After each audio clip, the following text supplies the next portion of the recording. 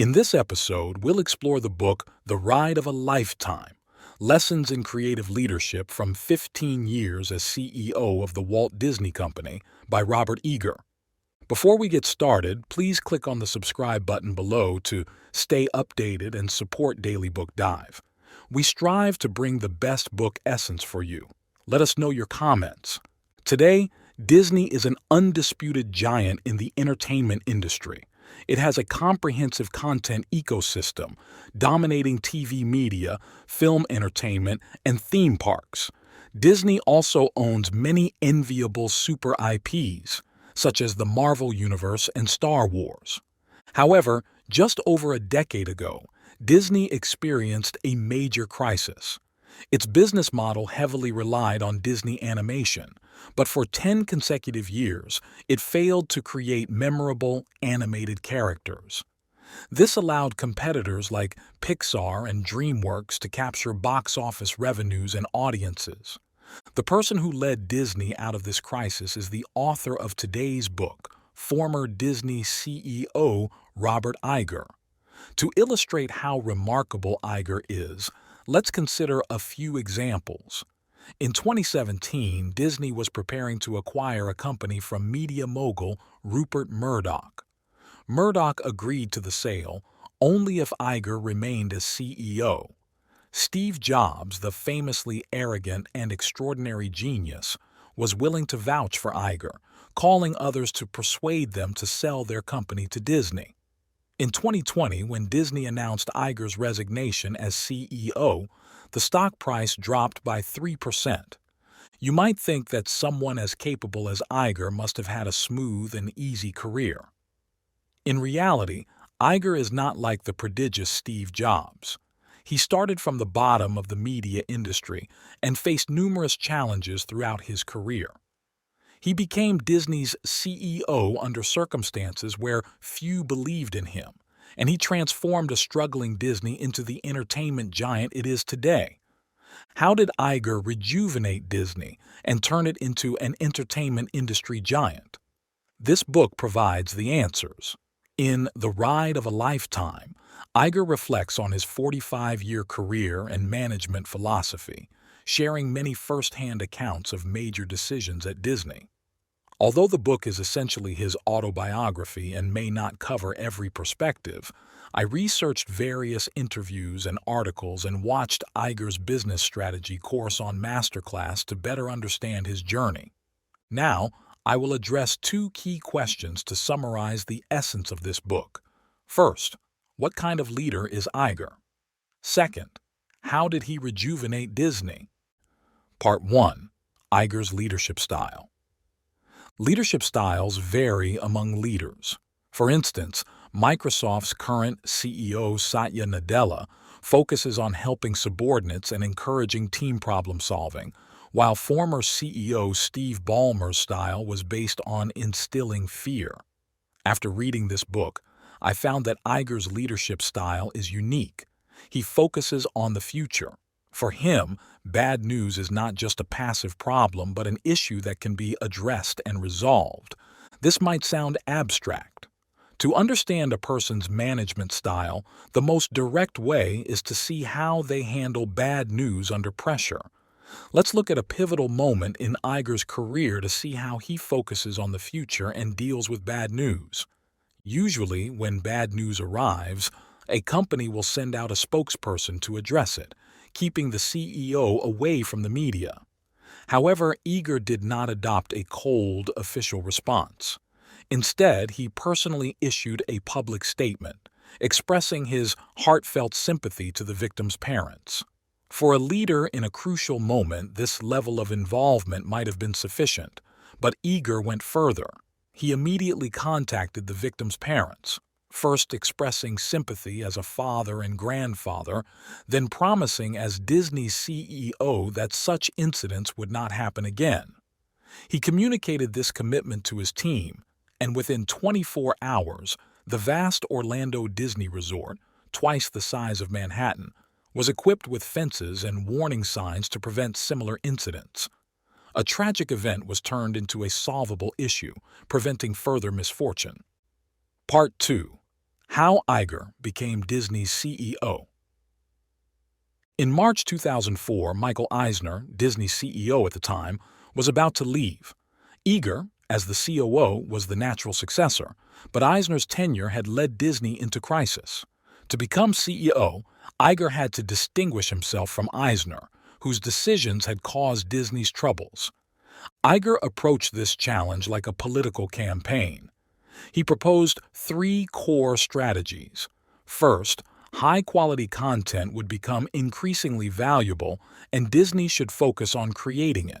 Second, Disney should embrace technology to allow consumers to access content easily anytime, anywhere. Third, Disney should expand its reach into international markets. These strategies seemed straightforward but were astute at the time because they showed Iger's focus on the future rather than explaining the past. Since Iger had served as Eisner's second-in-command for 5 years, both Disney's board and the media were skeptical of his abilities, viewing him as Eisner's puppet. If Iger started explaining the past, people would continually question his capability, fearing he would follow Eisner's ways. To gain trust, Iger needed to demonstrate a clear break from the past and focus solely on the future. To win the board's confidence, Iger went through a grueling process involving 15 rounds of interviews over several months. He faced numerous questions about the past, to which he consistently responded, "I can't change the past. What matters is the path I will lead the company on, not the one it has walked before." He then elaborated on his three core strategies for Disney's future. During these interviews, Iger encountered significant doubt and criticism. Even in the final stages, he had to interview with a headhunter who evaluated him harshly, treating him as a mere benchmark for finding other candidates. Despite the immense pressure, Iger remained determined. Growing up in a high-stress environment had made him less prone to anxiety. For example, on the morning of his first interview, he participated in a 30-kilometer bike race before facing the board scrutiny. Despite the physical toll and hunger pangs during the interview, Iger's main concern was that the board might mistakenly think his stomach's growling was due to nervousness. In March 2005, Iger was finally appointed as Disney's CEO. This challenging journey taught me an important lesson. There are two types of problems in the world. The first type is like a tangled mess that seems difficult to unravel but can be solved with patience.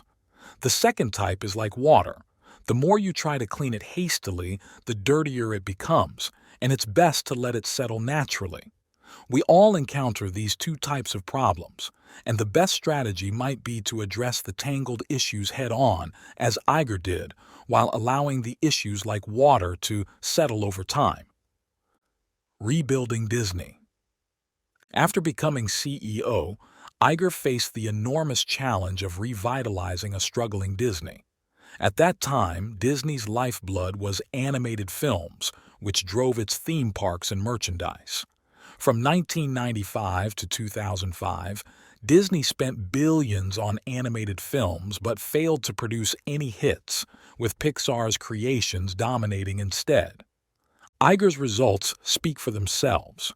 Today, Disney leads in animated films and owns major franchises like the Marvel Universe, Star Wars, and X-Men.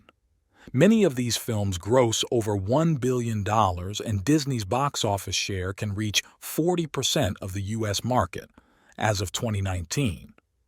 These super IPs also position Disney strongly in the streaming wars, with Disney Plus amassing over 10 million subscribers on its first day.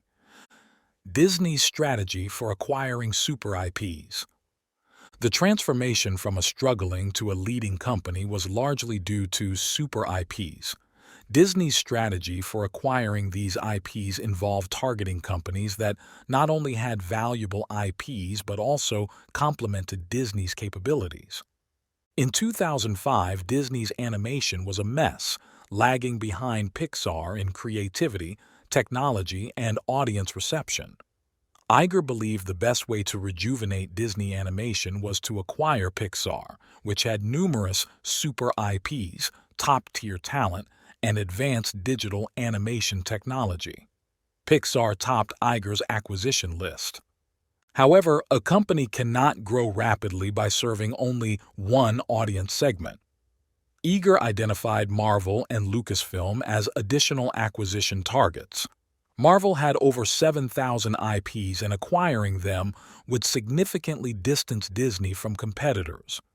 Lucasfilm owned the Star Wars franchise and Industrial Light and Magic, a leading visual effects company. Thus, Iger's acquisition list included Pixar, Marvel, and Lucasfilm. Overcoming challenges in acquisitions. Iger faced two major challenges in these acquisitions: identifying the right companies and convincing their owners to sell. Disney and Pixar had collaborated on 5 films, but their relationship had soured due to conflicts between executives. Pixar's chairman, Steve Jobs, disliked Disney's bureaucracy and inflexibility. Despite Disney's need for Pixar, Iger was in a weak position to negotiate with Jobs. Contrary to conventional advice, Iger chose to show vulnerability, presenting the acquisition idea candidly to Jobs. To his surprise, Jobs appreciated Iger's boldness and agreed to discuss the deal further. During their meeting, Jobs listed numerous drawbacks, while Iger offered a few benefits, including the opportunity for Pixar's talent to work on a larger canvas. Despite revealing his desperation, Iger's honesty and boldness won Jobs' trust. Jobs' primary condition was that Disney protect Pixar's culture, leading to a detailed agreement outlining Pixar's traditions and practices. In 2006, Disney acquired Pixar for $7.4 billion, gaining super IPs, top talent, and a valuable ally in Jobs. Jobs' support proved crucial in subsequent acquisitions. Iger enlisted Jobs to reassure Marvel's CEO Ike Perlmutter, highlighting how Disney respected Pixar's culture post-acquisition. This helped secure the $4 billion acquisition of Marvel in 2009. In the acquisition of Lucasfilm, Jobs again vouched for Iger, convincing George Lucas that Disney would honor Lucasfilm's legacy. In 2012, Disney acquired Lucasfilm for $4.05 billion. Building character credit. These acquisitions were successful because Iger built character credit by consistently demonstrating respect and reliability. This credit enabled him to gain the trust of influential figures like Jobs and Murdoch, facilitating major acquisitions. In 2017, Disney announced its $71.3 billion acquisition of 21st Century Fox, initiated by Murdoch. Murdoch's condition for the sale was that Iger extend his tenure as CEO, reflecting his confidence in Iger's leadership. Conclusion: in The Ride of a Lifetime, Iger shares his forward-looking management style and proactive problem-solving approach. His successful acquisitions were built on trust and a vision for the future. Iger's negotiation philosophy, aiming for agreements rather than victories, offers valuable insights. His career exemplifies the importance of vision, resilience, and strong relationships. By sharing these stories and insights, I hope this summary of The Ride of a Lifetime inspires you to lead with foresight, empathy, and strategic vision, just as Robert Iger did at Disney. That's the essence of this book. The original book link is attached at the end for further reading. You can also click the share button below the video to share this book with your friends. Congratulations, you've just finished another book.